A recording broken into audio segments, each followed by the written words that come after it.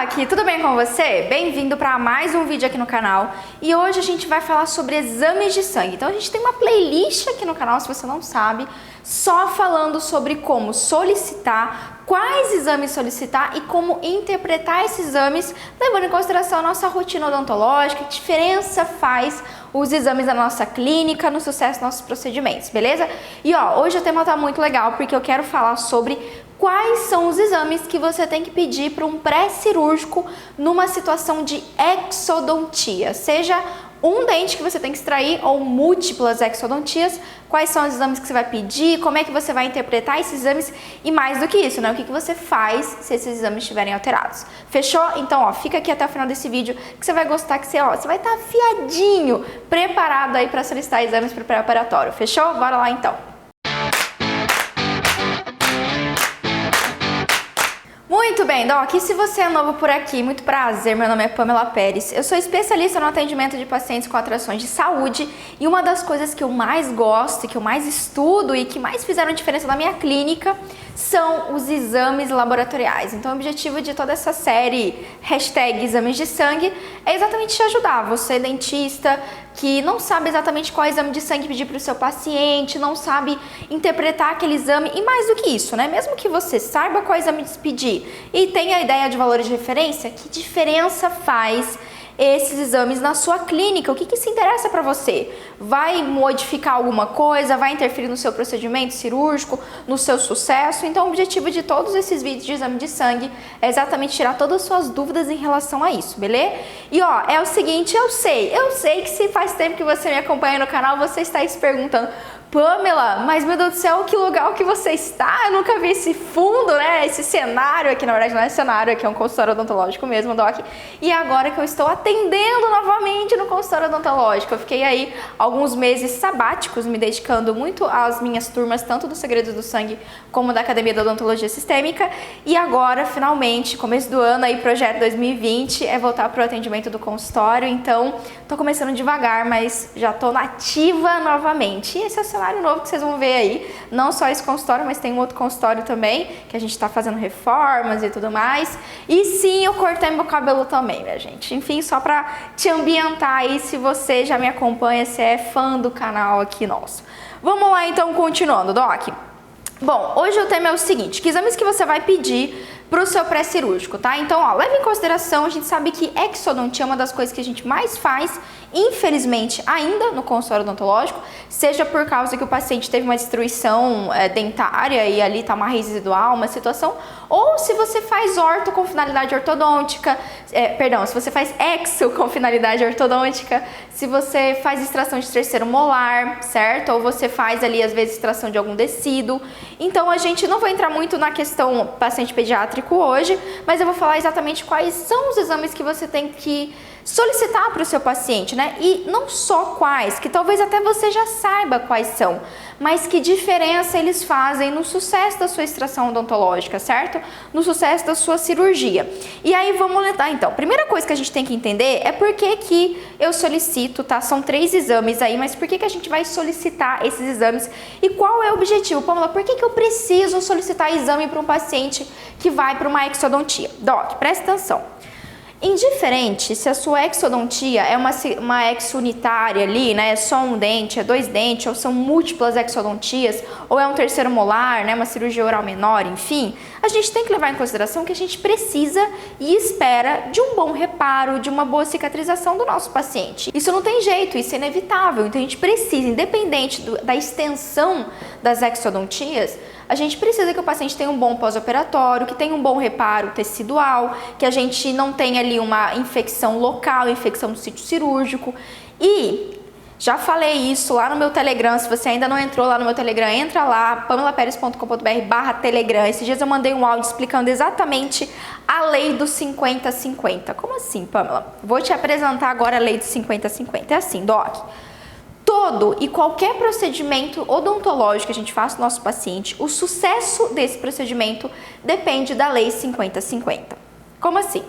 50% do nosso sucesso vai depender da sua habilidade técnica, da sua cirurgia, do seu protocolo cirúrgico, lá da medicação que você prescrever para o seu paciente, de como foi a cirurgia, o quanto ela foi invasiva ou não, a sua habilidade mesmo para fazer aquele procedimento e tudo mais. 50% depende disso. Só que os outros 50% do sucesso do seu procedimento depende da resposta biológica do seu paciente. Então, se você está planejando uma exodontia unitária ou múltipla e você só está contando com a sua habilidade técnica, Pamela, eu sou super rápido para fazer a cirurgia. Eu faço uma cirurgia em 15 minutos, o paciente nem sente, não dá tempo, né? Anestesiou, papum, já extraiu, o paciente nem viu. Maravilhoso, mas o tempo cirúrgico, ou mesmo a habilidade cirúrgica por si só, não vai ser o suficiente para o sucesso da sua cirurgia. Você depende da resposta do paciente. E é isso que tanto eu falo aqui, por isso que eu falo tanto do sistêmico, certo? Então você precisa sim avaliar o sistêmico do seu paciente, como ele está naquele momento, para garantir, né? Não dá pra gente dar 100% de garantia, mas pelo menos assim, 99% de chance de ter sucesso, do paciente ter um ótimo pós-operatório, de ter uma ótima cicatrização. Só que você não consegue, tá? Avaliar a dificuldade de cicatrização do seu paciente, avaliar o risco do paciente ter uma infecção do sítio cirúrgico, ou mesmo o risco do paciente ter um sangramento durante ou pós-operatório, se você não solicita exames laboratoriais. Isso é indiscutível. Você sabe disso, né, Doc? Obviamente eu não vou diminuir a sua inteligência, lógico que você sabe. E o meu papel hoje é exatamente mostrar quais são os exames, talvez você até já peça ele, já solicite, e o que diferença eles vão fazer, né, Pamela? Como que eu vou saber se vai dar top, se vai dar tudo certo a minha cirurgia, se não vou ter nenhuma dor de cabeça com esse paciente? Então vamos lá. Quais exames que você vai pedir? Já anota aí para pré-cirúrgico de exodontia, seja um dente ou seja vários dentes, né? Hemograma, isso você já sabe. TTP, TP e TT, todos esses são os fatores de coagulação, eu vou dizer um por um quais são para você, e glicemia em jejum. Vamos abrir um parênteses enorme aqui, tá? Abre o parênteses aí, que é o seguinte, eu tô falando aqui um pré-cirúrgico de qualquer tipo de paciente, eu não tô exatamente falando de um paciente com alteração de saúde. Tá bom, Doc? Lógico que seu paciente tem uma alteração renal, se seu paciente é um paciente diabético mesmo, se seu paciente é um paciente oncológico, se seu paciente tem algum outro tipo de comorbidade, de patologia, aí a gente vai ter que pedir mais coisas além desses daqui que eu tô te falando, certo? Vamos lá, um paciente HIV, enfim. Só que vamos levar em consideração o básico, né? Aquele paciente do dia a dia, o paciente que chega para você rígido, às vezes ou com uma alteração de saúde muito mínima, aquele paciente só com pressão alta. No mínimo que você tem que avaliar no seu pré-cirúrgico são esses 3 exames. Na verdade são 5 exames, né? Hemograma, TTP, TP, TT e glicemia em jejum. Bora lá então, vamos começar pelo hemograma. O hemograma você já deve ter tido uma base, você já deve ter estudado na faculdade, certo? E aí o que eu vou trazer para você? Doc, se eu for falar aqui o que cada coisa tem no hemograma, eu vou precisar de mais 2 horas e ó, eu já vou te dar essa dica, já guarda isso daí. Ó, tá vendo esse botão aqui embaixo do canal? Se você tiver no YouTube, tem um botão aqui embaixo. Se você não tiver no YouTube, tiver no Instagram, tiver no Facebook, você já vai lá, me segue, se inscreve, compartilha, salva esse vídeo em algum canto, porque é o seguinte... Agora em fevereiro a gente vai lançar uma série exclusiva, tá? Para eu detalhar hemograma para você. Então nessa série de fevereiro a gente vai ter a série eritrograma. É um dos valores dentro do hemograma e eu vou destrinchar, vai ser uma série de vídeos aí, um por um, que quer dizer cada coisa. Mas aqui, o que eu tô te trazendo? Eu vou te trazer o geralzão do hemograma. Então, se você não quiser perder as pormenores aí detalhadamente, o que tá rolando, o que tem no hemograma, não se esquece de se inscrever no canal, me seguir e ficar de olho aqui nas redes sociais, fechou? Vamos lá então, hemograma. Bom, pedimos o hemograma, você sabe que lá no hemograma vai ter o eritrograma, que é as células brancas, né, a avaliação das células, avaliação das células vermelhas, eu vou ter o leucograma, que é a avaliação das células brancas, e eu vou ter contagem de plaqueta, porque a gente vai ver o número de plaqueta, fechou? Vamos começar então no nosso hemograma dentro ali do eritrograma. E o que é importante você saber, tá? Tem muita coisa ali, na verdade tudo é importante você saber, se eu fosse ser sincera contigo. Mas hoje a gente vai focar no que é, assim, primordial para a cirurgia, pré-operatório para uma exodontia, fechou? você vai olhar direto, assim, primeira coisa vai ser na hemoglobina do seu paciente, porque a hemoglobina é um dos fatores mais importantes da nossa avaliação do risco de anemia. Então, toda vez que você pensar em eritrograma, você já correlaciona com anemias, fechou? Mas o que talvez você não saiba aí é que a anemia, Doc, é uma das patologias, né, que a gente pode ter ali alteração no hemograma, enfim, do eritrograma.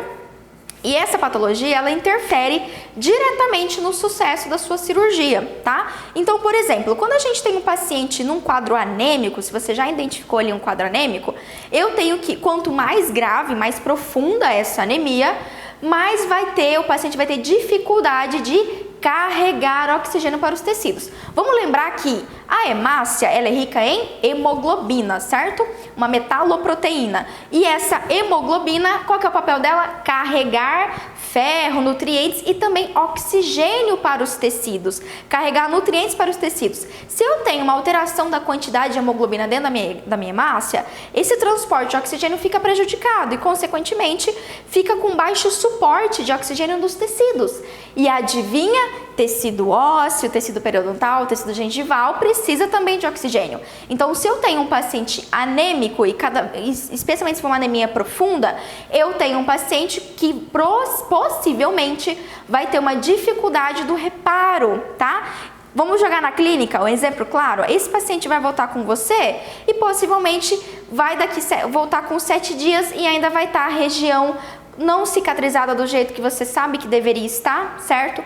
Com os sinais flogísticos, o paciente pode sentir dor, porque inclusive pode predispor a uma infecção no sítio cirúrgico. Lembrando que quando a gente tem nutrição adequada do tecido, a gente tem um tecido que está indo oxigênio com suficiência, a gente não predispõe a infecções, por exemplo, de bactérias anaeróbias. Já sacou, e a bactéria anaeróbia é chato pra caramba de controlar, você sabe disso. Então, Doc, presta muita atenção. Hemograma, olha lá no hemograma, hemoglobina, direto. Valores, tá? E agora eu vou te passar o que seria uma hemoglobina baixa, muito baixa, uma anemia muito grave no seu paciente, que vai contraindicar o seu procedimento odontológico. Se a sua hemoglobina tiver menor que 6,6 miligramas por decilitro, tá? O que acontece? Aqui, segundo a Sociedade Brasileira de Análises Clínicas, o tecido recebe quantidade insuficiente de oxigênio e o seu paciente pode ter uma hipoxemia, ou seja, baixa concentração de oxigênio no sangue arterial. Consequentemente, uma baixa de oxigênio nos tecidos. Consequentemente, uma dificuldade de cicatrização, tá? Então, não vai ser um paciente com bom pós-operatório. Beleza, Doc? E tudo que a gente não quer é o seu paciente te ligando depois de 48 horas e reclamando que tá com dor, que tá inflamado, que ainda tá sangrando quando ele vai escovar o dente, quando ele vai comer. Ninguém quer isso, né? Você quer que seu paciente tenha um pós-operatório assim, tranquilérrimo. Então, fique atento aí à nossa hemoglobina. E se você tiver um paciente com quadro anêmico, e isso é uma anemia grave, com hemoglobina abaixo de 6,6, contraindica procedimento eletivo, tá? Você já não pode fazer essa exodontia eletiva no seu paciente. Encaminhe ele para o médico para ele recuperar disso e aí você dá prosseguimento com a cirurgia, tá? Então isso é muito claro. Quando possível, né, se é uma cirurgia eletiva que dá para esperar, sempre tá reagente esse paciente, encaminhe ele para um hematologista ou mesmo para o clínico geral para ele tratar essa anemia para chegar ao nível legal ali, não tiver, ou seja, chegar ali nos 8, nos 9, beleza, Doc? Nos 10 ali a sua hemoglobina, o suficiente para o seu paciente passar por um pós-operatório e ter mais tranquilidade, sem não ter dor de cabeça. Pamela, e se for só uma anemia leve, vai me atrapalhar? Eu sei que você está fazendo essa pergunta, né? Doc, quanto mais anêmico o paciente for, pior vai ser o pós-operatório. Então, uma anemia leve não tem contraindicação absoluta para o procedimento cirúrgico, mas se é uma cirurgia eletiva, não é o melhor momento. Guardou isso daí? Tudo bem? Ficou claro? Beleza. E aí, uma vez que o paciente fez o exame, trouxe para você o exame, para você fazer a nova abordagem nesse paciente, você vai ter que pedir um novo hemograma. Já guarda isso daí, porque a validade, digamos assim, na literatura mostra pra gente que os pacientes devem ter o nível de hemoglobina medindo 28 dias antes da cirurgia. Então, se o paciente vier para você com hemograma de 2 meses atrás, já descarta. O hemograma tem uma validade, levando em consideração esse paciente sem nenhuma alteração de saúde, o hemograma tem uma validade de 28 dias. Então, encaminhou o paciente para fazer a avaliação do médico, para recuperar, você, para novamente abordar para o procedimento cirúrgico, solicite novamente o hemograma. Não tem que fazer, Doc. Ai, Pamela, mas eu vou ter que solicitar de novo. Sim, vai ter que solicitar de novo. É isso, tá? É o que a gente tem na literatura, e se você quer trabalhar com segurança, você vai ter que solicitar de novo. Fechou, Doc? E aqui a literatura mostra bem claramente pra gente que a hemoglobina tem que estar estável, normal, antes de uma cirurgia letiva. Guardou aí? Seguindo então. Isso tá pormenor do nosso hemograma. Dentro do hemograma também, o que você tem que ficar de olho é, obviamente, no leucograma. O leucograma, ele vai avaliar todas as suas células de imunidade. Então ali tem uma bateria, né? Tem leucócito, tem o leucócito, aí tem linfócito, neutrófilo, monócito, eosinófilo, bastonete, segmento, tem um monte de coisa, eu sei também. Lembra que isso é outro, vou ter uma série só de leucograma aqui no canal, já se inscreve para você não perder mais uma vez. Mas o que a gente vai focar aqui? Vamos pensar, Pamela, escolhe um, vou pegar um para você aqui, para você prestar muita atenção, que é, Doc, a contagem de leucócitos, fechou? Você vai olhar o leucócito é no geral, tá? Leucócito é o volume total de células brancas. E aí, dentro do volume total de células brancas, dos leucócitos, eu vou ter linfócito, neutrófilo, monófilo, blá, blá, blá, tudo bem? Então, olha no contexto geral, todas as células de imunidade. E aqui, o que a gente tem que se atentar, né? Doc, já aviso para você, imunidade baixa não é contraindicação para o procedimento cirúrgico, tá? Especialmente, assim, com certeza, se for um procedimento cirúrgico com objetivo de controle de foco de infecção, tá? Isso é... Vamos pensar, raciocina aqui comigo. Você tem um paciente com a imunidade baixa. O que você acha que acontece se você deixar foco de infecção na boca desse paciente? Vai dar bom? Não, vai dar ruim. Uma infecção que era quase nada, ali uma gengivite que era mínima, né? Ou aquela raiz residual que faz 20 anos que está na boca do paciente que nunca deu nada. Se o paciente entra num quadro de imunossupressão, deficiência imunológica, aquilo exacerba. A infecção odontológica sempre vai ser mais grave. Então, o nosso controle de foco de infecção tem que ser radical, tem que ser chegar na voadora do foco de infecção, de verdade, fechou? Então, já fica aí. Mas por que a gente olha o leucócito? Exatamente, Doc, para modificar o nosso manejo. Então, se eu tenho um paciente com a imunidade baixa, eu já sei que possivelmente eu vou ter que fazer a exodontia sob profilaxia antibiótica ou sob terapia antibiótica. Beleza? Então, sempre olha lá o valor total de leucócito. O que é um valor grave? Grave. Aquele valor que você fala, caramba, esse paciente tem que ser atendido em ambiente hospitalar. Se o leucócito, a contagem total de leucócito, tiver menor que 2.000 células por milímetro cúbico. Anotou aí? O que acontece aqui? Aqui eu tenho risco elevadíssimo de infecção grave, infecção do tipo sepse, tá bom? Inclusive o paciente pode estar entrando num quadro de sepse com um leucócito tão baixo assim, tá bom, Doc? E se, agora guarda essa dica, se o seu paciente tiver com um leucócito maior que 50.000, tá? Se você olhou lá o leucograma, o leucócito está tipo lá em cima. O que isso quer dizer? Quer dizer que o paciente está com uma infecção muito grave, tá? Pode ser ou também que o paciente está entrando num quadro de leucemia ou entrando num quadro de sepse. Então, muito cuidado, isso a gente chama de reação leucemoide, quando tem uma leucocitose, um aumento de leucócito acima de 50.000 células. Tá? Então, esses são os extremos. Isso quer dizer o quê? Entre o intervalo ali, um aumento discreto a moderado, tá? Discreto, um aumento discreto ou uma diminuição dos leucócitos leve a moderada, me mostra por algum motivo que o paciente está com imunidade baixa. Pode ser por um medicamento, pode ser por uma patologia. Muitas situações podem acontecer.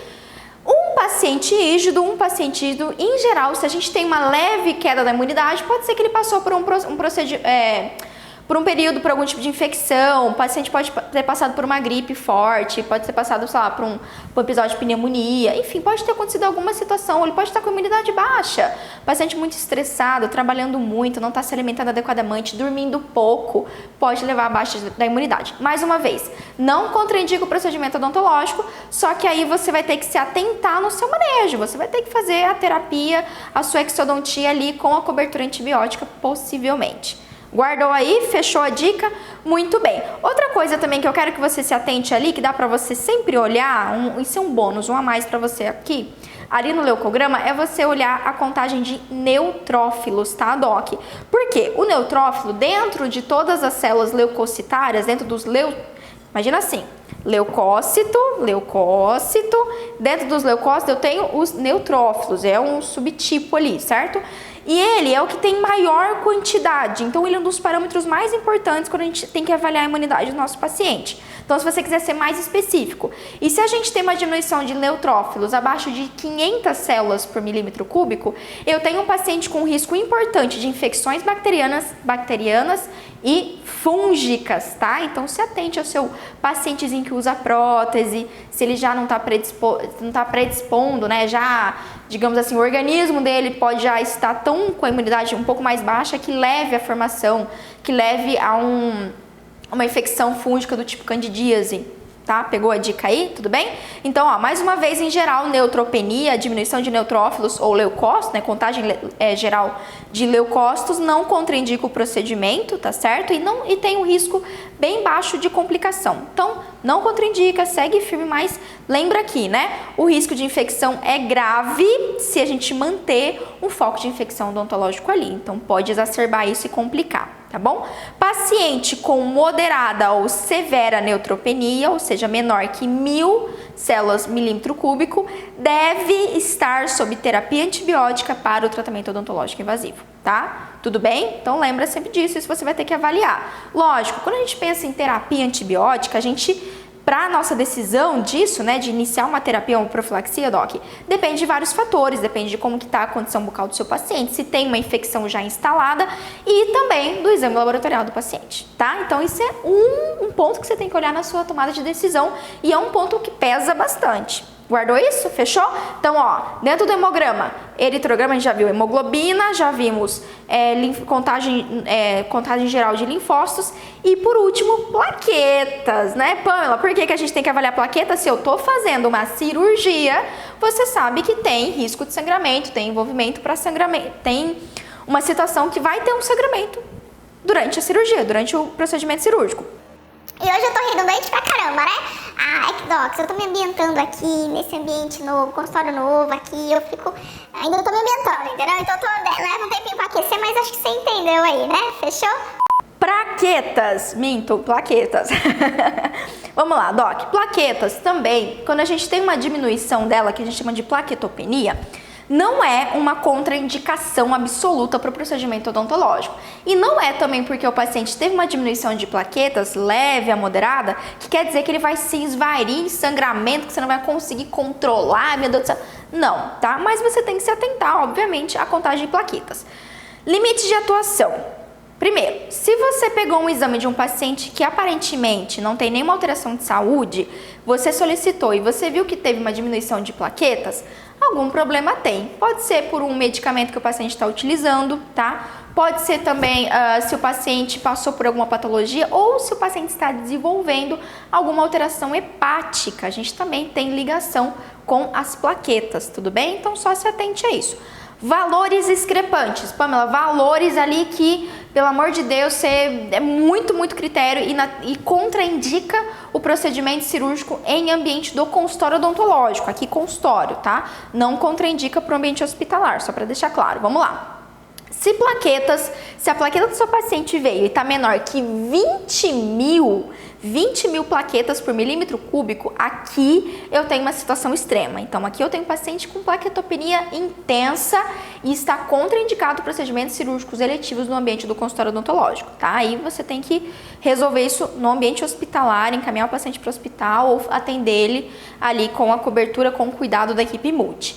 E, tá? Por quê? Porque pode ter uma hemorragia importante, tá? Vamos lembrar aqui, só para te dar uma ideia, o que é importante saber da plaqueta. Quando a gente tem o processo de... Tô ali fazendo cirurgia, certo? Vou extrair o dente, como é que eu começo? Eu começo fazendo o descolamento ali, gengival, periodontal, às vezes eu preciso fazer uma incisão, então eu faço, naturalmente, uma lesão vascular. Eu lesiono pequenos vasos e, consequentemente, tenho um sangramento. Quando a gente tem uma quantidade diminuída de plaqueta, Doc, não quer dizer que não vai ter o tampão plaquetário, não vai iniciar o processo de formar um coágulo ali, né? De formar o tampão vascular. Só que quando eu tenho diminuído, quer dizer que esse tempo para formar o tampão plaquetário, ele vai ser um pouquinho maior, tá? Então nunca é 8 a 80. a gente tem que desprender um pouco, tá, a nossa mentalidade dos valores de referência ali do seu exame laboratorial. A gente não pode se prender àquilo. Biologia é diferente do que números, né? Então, a gente tem um valor de referência segundo a Sociedade Brasileira de Análises Clínicas, que é o que eu trago aqui para você, só que não se prenda tanto a isso. Então, Pamela, segundo ali o meu parâmetro de plaqueta é 140 mil em média, isso pode ter uma variação, mas é 140 mil é o valor de referência. Se tiver 100 mil, meu Deus do céu, não vou fazer o procedimento porque vai sangrar, o paciente vai se esvair. Não, o paciente não vai se esvair em sangue, não vai ter uma hemorragia gravíssima. O que você vai notar? Que durante o seu procedimento cirúrgico, o paciente vai sangrar um pouco mais de tempo do que o normal. Por quê? Como ele tem uma quantidade reduzida de plaquetas na corrente sanguínea, leva um pouquinho mais de tempo para juntar a plaqueta ali e fazer o tampão plaquetário. Basicamente é isso. Tá? Então, um paciente que tem 100 mil, 80 mil, 70 mil, 50 mil, 50 mil já é um limite, assim, tá? 50 mil para baixo, eu sugiro você não atender no consultório odontológico e verificar o que está acontecendo com esse paciente, né? Por que um paciente rígido aparentemente está com plaqueta baixa? Tem que ser investigado. Mas, você está entendendo que não é porque o paciente está com 100 mil, 90 mil que contraindica o procedimento. Dá para você fazer o procedimento cirúrgico, só que aí você vai ter que ter um cuidado, mais critério na sua hemostasia local e você vai notar que o paciente vai sangrar um pouco mais de tempo comparado com os outros pacientes, com as outras cirurgias que você for fazer. Guardou essa dica? Não ficou desesperado? Não vai desistir do paciente só porque a plaquetinha dele dá uma diminuída? Parabéns pra você! Vou morrer de orgulho, é isso aí, tá bom? Então, anota aí o que a literatura diz pra gente. Sangramento excessivo decorrente exclusivamente de plaquetopenia, só por causa da plaqueta, geralmente não ocorre até que ela esteja inferior a 50 mil. E isso daqui é literatura, é artigo, é pesquisa que foi lá e fez cirurgia um monte de paciente e conferiu isso, tirou a prova, tá legal, Doc? Então aqui o que eu trago pra você, minha experiência clínica e embasamento literários, artigo científico mais atuais possíveis, fechou? Então aqui tá claro, ele fala aqui, até 50 mil, você pode fazer o procedimento no seu paciente e você não vai ter um sangramento excessivo, uma hemorragia que você vai... Não vai acontecer isso, tá bom? Não vai acontecer. Sangramento espontâneo pode ocorrer quando a plaqueta estiver inferior a 20 mil. Então, como eu falei pra você, um paciente com plaqueta abaixo de 20 mil, sabe aquela gengivite que normalmente não dá nada? Nesse paciente pode acontecer o que a gente chama de gengivorragia. Você mal vai tocar naquela gengiva e vai começar a sangrar e vai ficar sangrando. Então, isso pode ser não só por causa do processo de inflamação gengival, mas também por causa da quantidade de plaqueta. Tudo bem? Guardou aí? Perdeu o medo? Tirou esse mito da cabeça? Então não fica tão neurótico.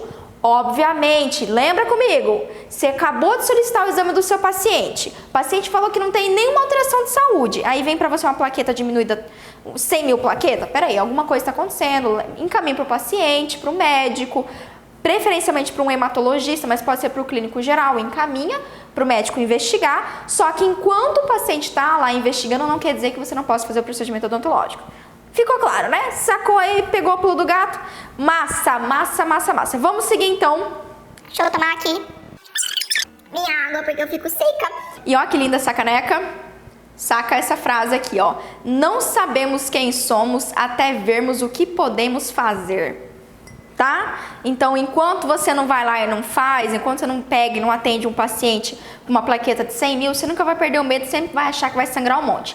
Então, ó, larga isso, tá? Até você saber que você pode, quando você sabe que você pode, que dá certo, nunca mais você vai ter esses medos e tudo mais. Então, isso é uma coisa que eu falo bastante dentro dos segredos do sangue também, né? Eu falo assim, docs, a melhor forma de você atender com segurança, a melhor forma de você lidar com segurança com um paciente que tem uma alteração sanguínea é atendendo ele. É só assim que a gente perde o medo, Doc. A gente tem que botar o pé na água, Doc. Então pula lá na piscina de uma vez, se molha e quando você passa por isso, tira aí essas neuras da sua cabeça, você vai ver que os próximos pacientes que você atender, você não vai se sentir tão inseguro assim. A melhor forma de você lidar com a insegurança é enfrentando ela e atendendo o paciente, mesmo com algumas alterações aí que a gente aprende na faculdade que não poderia. caiu por terra, fechou? Vamos lá então, fatores de coagulação. Vamos ver fatores de coagulação, senhoras e senhores. Muito bem. Bom, eu falei pra você que eu gosto de solicitar 3 tipos de fatores de coagulação. Pamela, não é a mesma coisa ali que você falou TTP, TP, TT, não é a mesma coisa que pedir coagulograma completo? Por que você não colocou coagulograma completo? Por quê, tá? Porque, primeiro, quando a gente pede um hemograma, você já tem contagem de plaquetas, certo? Então, não teria por que solicitar novamente mais uma contagem de plaquetas lá no coagulograma completo. Segundo que, tem um parâmetro que eu não acho assim, não é muito confiável, que é o tal do tempo de sangramento, certo? Esse exame faz um furinho na orelha do paciente, ou faz no lóbulo da orelha, né? Ou faz um furinho no dedo, enfim, e faz a tal da prova do laço. Então vai lá, o farmacêutico ou o enfermeiro faz um furinho e vê quanto tempo fica sangrando até coagular. Só que isso não tem muita precisão. Por quê? Porque cada tipo de farmacêutico, bioquímico que fazer o exame em você vai ter uma interpretação diferente. Então, assim, eu não gosto desse exame e eu não acho que ele faça muita diferença na vida. Portanto, eu sou muito objetiva. Já, inclusive, para ajudar o meu paciente a economizar nos exames de sangue. Eu peço o que eu quero saber. Então, eu vou lá, peço TTP, tempo de tromboplastina parcial, ou TTPA também, que é tempo de tromboplastina parcial ativada. Tanto faz. E aqui, já peço direto ele. Por que que eu peço ele? Porque, primeiro, aqui eu vou ver se o paciente, quando a gente pede esses 3 tipos, eu analiso toda a cascata de coagulação do meu paciente, tudo que interessa. Eu analiso a via intrínseca, eu analiso a via extrínseca, eu analiso a via comum de coagulação, fator 8, fator 10, fator 500 mil fatores lá que você aprendeu quando você estudou fisiologia humana, tudo bem? Então aqui é muito mais simples, eu já vou direto ao ponto, do que interessa. Não fico pedindo exame desnecessário pro meu paciente. Então, ó, TTP, a gente vai olhar lá e a gente sempre vai avaliar nesse valor, né? A coagulação que ocorre dentro do vaso. Então, a gente chama de anormalidades da via intrínseca. Aqui também eu posso identificar uma alteração do tipo hemofilia A, hemofilia B, deficiência do fator 8. Então, quando eu solicito esse exame, eu já consigo ver e triar, tá, alterações sanguíneas no meu paciente. Quando eu peço TT, que é o tempo de trombina, tá? Aqui eu consigo avaliar, por exemplo, anormalidades da conversão do fibrinogênio em fibrina, doc. A fibrina é a cola que gruda na plaqueta para fazer o tampão plaquetário. Sacou? Então, o que adianta eu ter plaqueta se eu tenho uma alteração dessa conversão de fibrinogênio em fibrina? Como que eu identifico isso? Olhando o tempo de trombina, tá? O TT. E o terceiro exame aí dos fatores de coagulação é o tempo de protrombina, ou seja, em favor da trombina, que ativa a trombina, né? E aqui eu vou ver anormalidades da via extrínseca, ou seja, a coagulação que ocorre fora do vaso. Sacou? Sacou porque eu peço esses 3? Aqui eu vejo tudo. Eu vejo alterações dos fatores de coagulação da via intrínseca, ou seja, dentro do vaso, da via extrínseca, fora do vaso, e também ali na formação do tampão plaquetário. Vejo o que eu preciso saber. Então, grande parte da triagem para algum tipo de alteração nos parâmetros de coagulação, eu consigo ver com esses 3 exames de forma objetiva e direta. Obviamente, se eu for destrinchar para você cada um deles, e cada um deles fala muita coisa, se eu tenho um paciente que usa antiagregante ou anticoagulante, vai fazer diferença aqui que eu tenho que analisar um por um. Então, ó, isso é vídeo, tá? Um outro vídeo, é para um outro vídeo que eu tenho que aprofundar cada um delas aqui para você. Mas aí, o que eu vou te falar aqui? Eu vou te dar um geralzão, tá? Um geralzão. O que acontece? Pamela, por que a gente pede fatores de coagulação sempre? E ó, eu vou te dar um alerta. Essa história de pedir exame de sangue, especialmente fatores de coagulação, para pessoa idosa ou só para paciente adulto de meia idade, isso é balela. Isso é balela. Eu vou te explicar por quê. Se você dá uma investigada, por exemplo, lá no PubMed, quando a identificação de discrasias sanguíneas, de, por exemplo, ali, né, CID, uma deficiência de vitamina K, doença de von Willebrand, que mais? Hemofilia A, hemofilia B, são essas patologias, essas discrasias sanguíneas, elas são diagnosticadas, doc, na infância e na juventude. Lógico, a gente precisa também ter ali um histórico de alteração hematológica dos pais?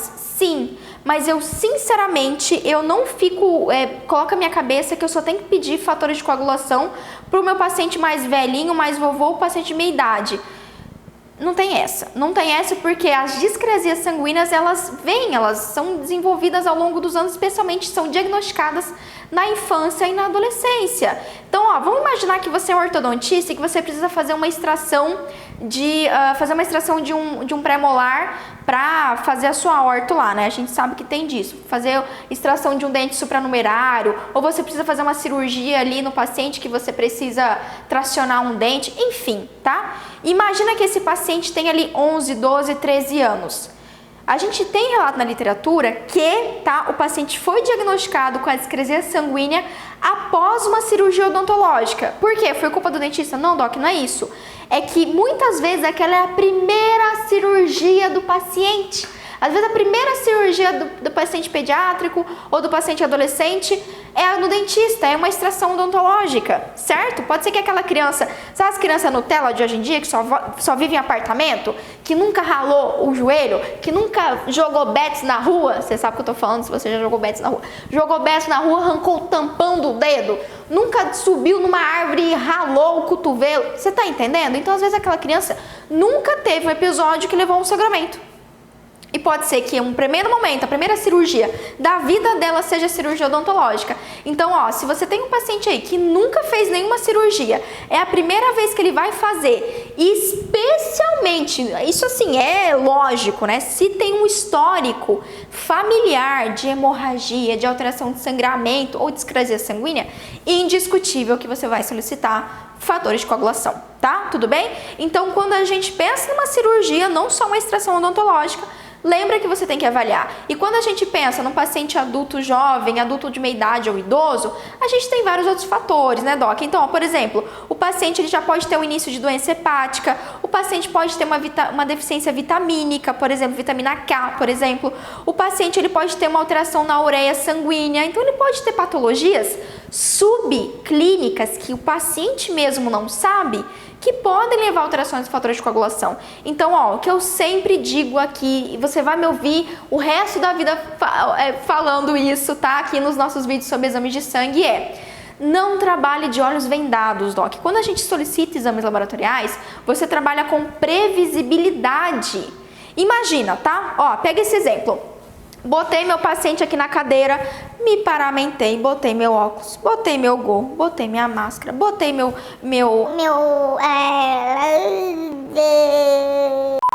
avental descartável, tô maravilhosa, preparadérrima, né?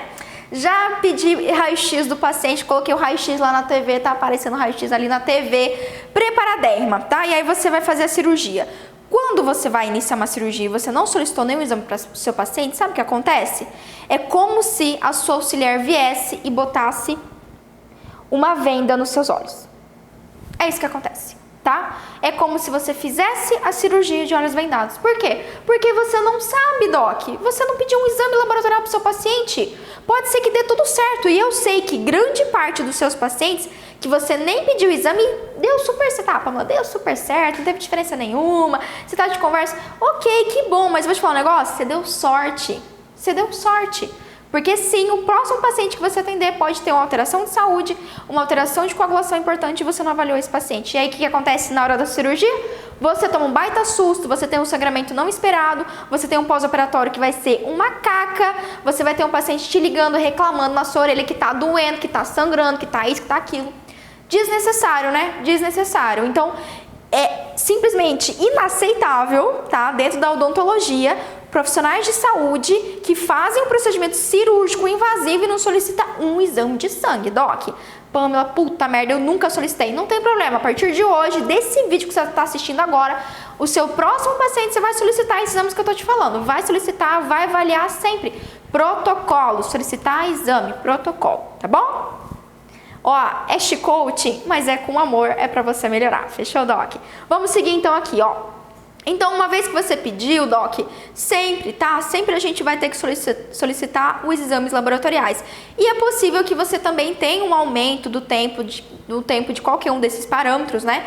E se você tiver um aumento do tempo, doc, não é também contraindicação absoluta para o procedimento cirúrgico. Mas você tem que estar consciente que, tá? Se o paciente não te relatou nenhuma patologia, encaminha para o médico para fazer uma investigação e dá sim para esperar para o procedimento eletivo, né? Ter pelo menos o diagnóstico daquele paciente, porque não é normal que ele tenha uma alteração dos fatores de coagulação, tá bom? Beleza? Tranquilinho?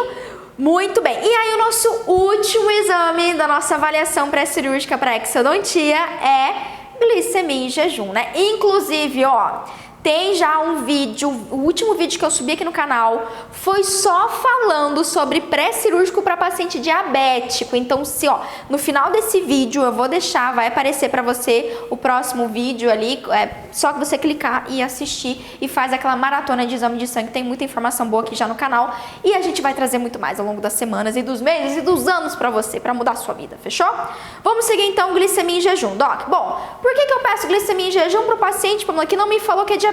Ele nem falou que é diabético, para que eu vou solicitar glicemia? Ah, Doc, pois é, mas a glicemia não serve apenas para eu fazer um diagnóstico ou mesmo para eu avaliar como está o paciente diabético. Serve para, eu já dei até o spoiler, primeiro, diagnóstico de diabetes subclínica, tá? E segundo, para você ver se seu paciente não tem uma hipoglicemia, não é, Doc? Porque uma hipoglicemia pode levar o paciente a ter uma intercorrência médica durante a sua cirurgia, tá?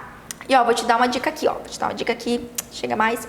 A dica é o seguinte: procedimentos cirúrgicos, extração, tudo que vai anestesia e por aí mais, causa estresse no seu paciente, causa ansiedade, causa medo. E quando o paciente ele está numa situação de estresse, de medo, a fisiologia dele faz com que ele consuma mais glicose e, consequentemente, ele pode entrar num quadro de hipoglicemia. Ele pode perder o nível de consciência enquanto você está atendendo, pode ter tontura, o paciente pode começar a suar, transpirar frio, pode ter tremor nas mãos, o paciente vai começar a passar mal. Isso não é legal. Me fala, você quer, durante a sua cirurgia, que o seu paciente passe mal, não fique legal? Você acha que ele vai correlacionar isso pelo fato de ele não ter se alimentado adequadamente, ou ele vai correlacionar isso que você não cuidou dele da forma adequada e que foi uma cirurgia super difícil? Né? Então, acho que você já tem essa resposta. Por isso, sim, a gente sempre vai solicitar com o objetivo de identificar ali a diabetes mellitus subclínica, tá? Porque você sabe, e também já tem vídeo aqui no canal, glicemia, diabetes é uma das patologias, tá? É uma epidemia que a gente tem no Brasil, diabetes mellitus, e tem isso na infância também, tá? Adolescência e infância tem aumentado os números de casos. E isso é uma epidemia que atrapalha diretamente no sucesso do seu procedimento odontológico. E não só isso, Doc.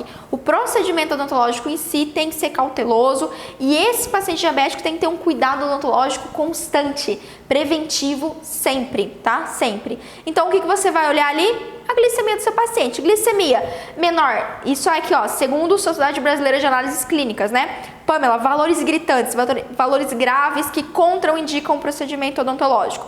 Glicemia menor que 45, aqui a coisa tá feia, tá? Se o seu paciente chegar no seu consultório com glicemia menor que 45, ele está com hipoglicemia grave, tá? Grave, e aqui o paciente pode ter perda do nível de consciência. Então, minha sugestão para você, o que a gente considera aqui? Aferiu a glicemia do seu paciente, pode ser por exame de sangue, tá? Mas pode ser também com glicosímetro, tá? Glicemia capilar. E você verificou que a glicemia dele tá menor que 70 miligramas por decilitro, ou seja, já fornece para o seu paciente algo açucarado. Pode ser um chocolate, pode ser uma Coca-Cola. Nessas horas, Coca-Cola faz milagres. Pode ser um chá açucarado, um cafezinho açucarado, uma água com açúcar. Pode ser um house, uma bala Sete Belo, que assim tem aquele açúcar do caramba. Oferece algum doce para o seu paciente. Reavalia, tá? Afere dentro de 15 minutos a glicemia capilar de novo, até ele tiver um nível acima de 70. Quando ele chegar acima de 70, beleza, dá andamento com o seu procedimento. Por quê, Pamela? Lembra que eu te falei que só o fato do paciente passar pelo procedimento cirúrgico gera um estresse que pode levar à queda da glicemia? Então, quando vai abaixo de 70, um paciente com uma glicemia 60, 50, isso é grave. Ele pode ter perda do nível de consciência, então não deixe isso acontecer durante o procedimento cirúrgico. Preventivamente, Você já pode orientar, sempre orienta o seu paciente a ter uma alimentação, a comer bem antes da cirurgia, não ficar de jejum, enfim, especialmente se é um paciente diabético, né? E você já previne que ele tem um quadro de hipoglicêmico durante a cirurgia. Agora, Pamela, qual é? Eu sei que você quer saber disso, eu sei. Mas, ó, eu só vou te dar uma dica rápida, depois você assiste o vídeo sobre pré-cirúrgico para diabético, tá? Mas qual é uma glicemia, assim, que contraindica? Pamela, eu não posso fazer cirurgia se o paciente aparecer com essa glicemia. Anota aí, glicemia acima de 450. Sim, é bastante, eu sei, 450 miligramas por decilitro. Por quê? Aqui o paciente pode entrar num coma diabético, tá? Ou numa cetoacidose diabética. Isso é uma emergência diabética importante. Com certeza é um paciente diabético, né? É um paciente diabético bem descompensado. Então aqui contraindica o procedimento cirúrgico, tá bom, Doc? Pamela, mas ó, é um paciente diabético, a glicemia dele... geralmente a glicemia fica entre, normal, né? Uma glicemia fica entre 70 e 100, na verdade é 70 e 99. Pamela, meu paciente está com glicemia 100, 120, 130, 200. Não posso fazer o procedimento cirúrgico? Doc, não há contraindicação, tá? Mas o que você precisa saber? Você tem que ter um manejo adequado nesse paciente. Quando a gente tem uma glicemia alta na corrente sanguínea, a gente predispõe para co-infecções, para infecções do sítio cirúrgico. Então a gente sabe que esse é um paciente que não vai ter o processo de cicatrização adequado, maravilhoso, lindo, do jeito que a gente gostaria.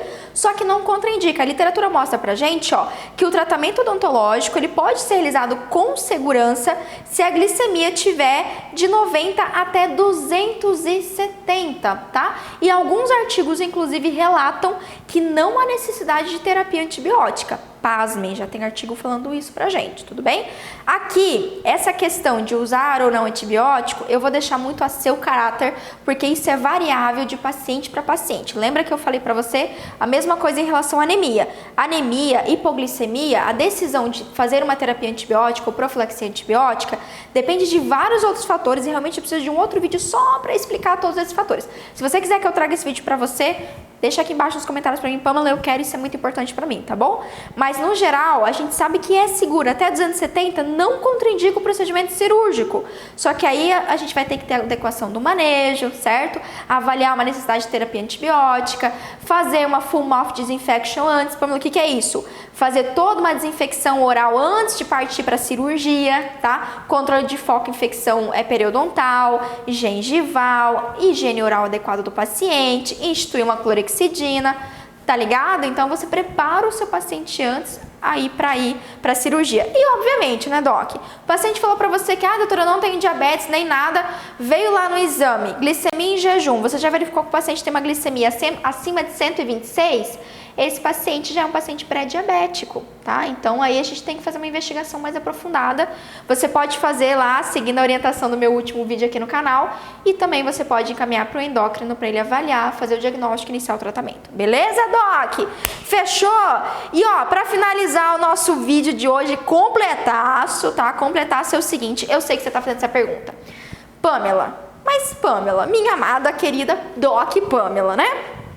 Ok, eu até entendo solicitar tudo isso de exame, se eu vou fazer uma exodontia de terceiro molar, se eu vou extrair 2, 3, 4 dentes do meu paciente, exo total, mas Pamela, é uma raiz residual desse tamaninho, é só o tico-tico, é um dente, não tá nem ali com envolvimento ósseo, tá soltinho o dente ali, é aquele dente com lesão de furca, sabe, Pamela, que tá assim, que ó, é do jeito que assoprar o dente sai.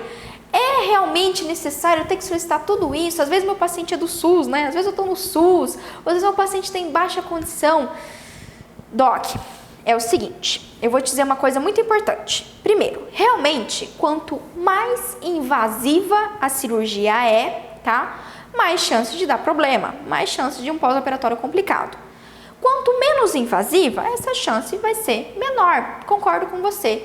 Só que não quer dizer que é por causa de um único dente que o paciente não vai ter um pós-operatório complicado. Então, assim, eu não posso tomar essa decisão por você.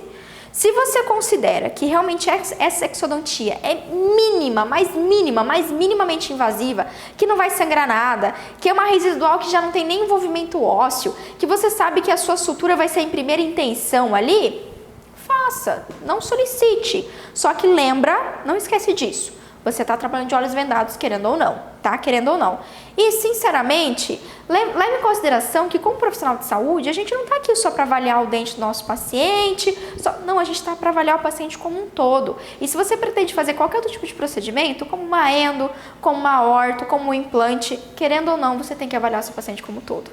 Tá bom? Guarda essa dica aí. Não posso decidir por você, mas sempre lembra que quando a gente atende um paciente, é a lei do 50-50, 50% é o seu procedimento, 50% é a resposta biológica do seu paciente. E se você não sabe como a resposta biológica está, você vai atender ele de olhos vendados. Fechou? Olha, dá até um slogan. Vou fazer uma caneca com esse slogan assim, trabalhar de olhos vendados. Fechou, Doc? Ó, é o seguinte, se esse vídeo te ajudou, a primeira coisa que eu te digo... Tá vendo aqui embaixo? Se você tá me vendo pelo YouTube, tem um botãozinho de inscrever-se vermelho. Clica nesse botão, vai lá, dá uma clicada agora.